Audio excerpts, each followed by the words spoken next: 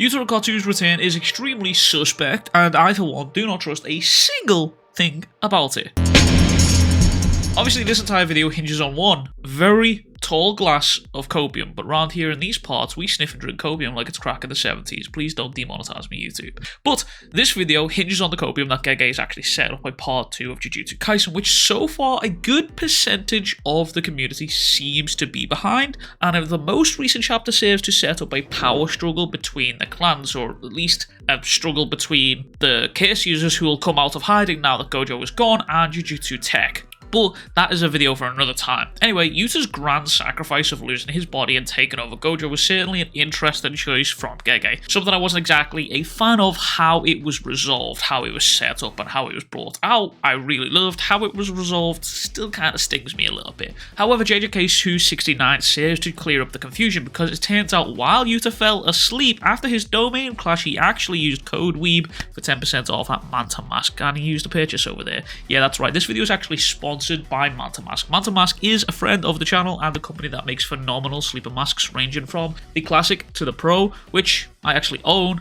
and I can personally attest to. But if you need a little bit extra, they do offer a weighted sleeper mask as well as the sound sleeping mask, which will allow you to listen to your favorite whale noises or rain sounds. So use code WEEP for 10% off the website. And once again, massive shout out to Manta Sleep for sponsoring today's video. Anyways, once Yuta fell asleep here in Gojo's body, Rika stayed with Yuta in their original body and proceeded to act as basically a lifeline, using RCT to keep his body maintained basically. Now, we've seen Yuta do something similar to Yuji once he stabbed Yuji in the heart and then he kept him alive there. Yuta and Rika's RCT abilities are definitely capable of doing what has been said here. However, the more interesting part here is Meimei and Kusakabe's explanation for what happened. Meimei describes it as a miscalculation on Yuta's part because Kenjaku was living proof that the body swap technique is able to function after using domain expansion. And we saw that happen in this fight against Yuki versus Kenjaku. Coincidentally, in the same fight, Kenjaku also revealed that he can use his body as a domain in order to survive that black hole that Yuki used to try and take him out.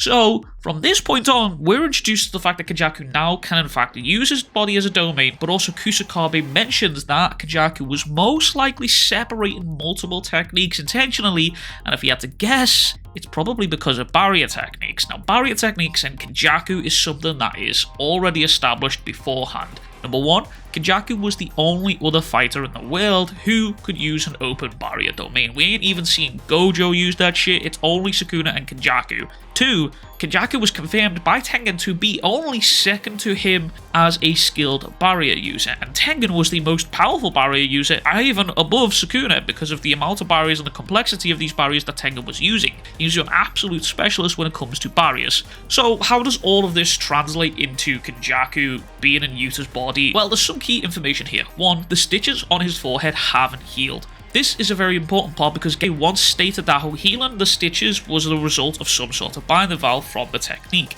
Now that raises the question as to why Yuta wouldn't heal those stitches, and we also know that Kenjaku is capable of fooling people once he's taken over their body. I mean, he almost had Gojo fooled into feeling like he saw Geto, and if it wasn't for Gojo's 6 eyes, I personally believe he could have been fooled. But the most prevalent part for me here is these pieces of information. 1, Kenjaku knows and actively taught Sukuna how to divide his soul into cursed objects. 2, upon Kenjaku's death, he mentioned how his will shall be inherited. Now, so far as I'm concerned, we've yet to see that come into fruition. You could very well argue that it would be Sukuna who had inherited that will once he sent Tengen over to him, but I think we can all agree that Sukuna does not care about someone else's will here in the fucking slightest. That dude is only out to fight people and just cause havoc.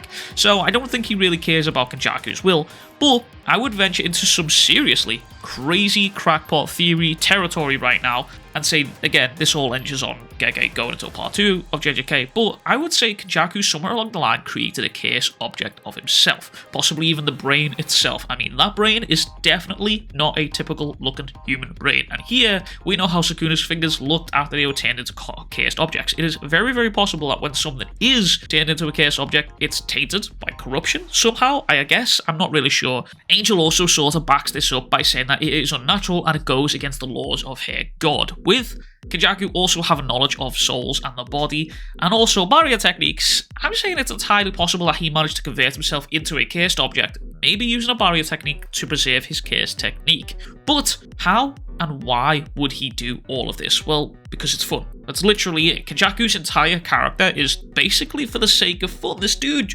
just wants to have fun. He just wants to be a fucking menace. He indulged Takaba in a comedy showdown because it was fun. He even admitted that he had fun, and he also admitted to Choso that one of the only reasons that he wants to see this merger is because it's interesting.